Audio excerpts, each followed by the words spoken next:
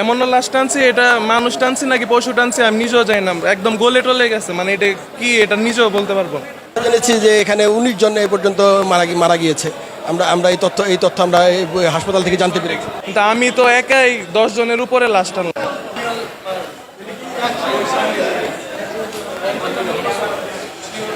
লিফটের সামনে মাইলস্টোন স্কুলের দুজন শিক্ষার্থীকে আমরা দেখতে পাচ্ছি। আমরা তাদের সাথে কথা বলার একটু চেষ্টা করবো।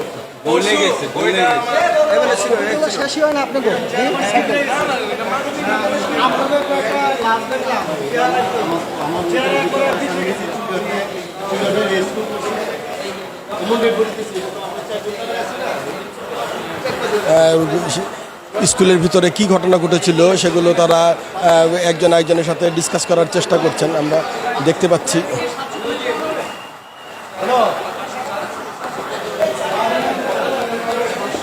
ভাইয়া, আপনি কি স্কুলে ছিলেন?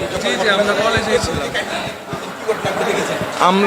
আমি 1টার দিকে কলেজে গেছি, আমাদের একটু এক্সাম ছিল। তারপর আমি আটতলা, আমাদের ক্লাস হচ্ছে আটতলা গিয়ে বসলাম।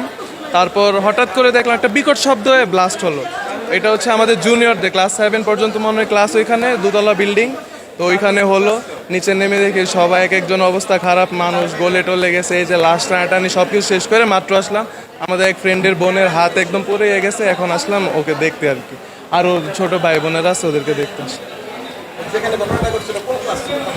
ওদের 7 পর্যন্ত প্রাইমারি ছিল আর কি। এর পাশে আমাদের কলেজ ছিল। কলেজে যখন ছুটি হয়েছে এর একটু পরে, যদি আরেকটু আগে হইতো তাহলে অনেক মানুষ মারা যেত। এবারও তো মারা গেছে, কিন্তু ভালো নিউজ তো দিতেছে না, ওরা রাইট নিউজ দিতেছে না। নিউজে দেখলাম একজন, কিন্তু আমি তো একাই 10 জনের উপরে লাশ টানলাম।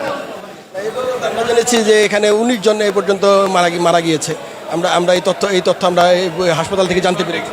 অনেকজনকে তো চেনাই যাচ্ছে না, এমন লাশ টানছি, এটা মানুষ টানছি নাকি পশু টানছি আমি নিজেও জানি না, একদম গলে টলে গেছে, মানে এটা কি এটা নিজেও বলতে পারবো না।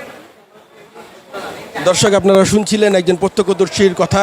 উনি যেমনটা জানালেন যে ভেতরে যে লাশের যে সারি রয়েছে সেগুলোর সঠিক তথ্য এখনও পর্যন্ত কেউ পায়নি, এবং ভেতরে যে আপনার বিমান ক্রাশের পরে যে ভিতরের যে অবস্থা হয়েছিল, একেবারে লাশ গলে একেবারে নষ্ট হয়ে গিয়েছে, সে বিষয়টাও আপনারা শুনলেন।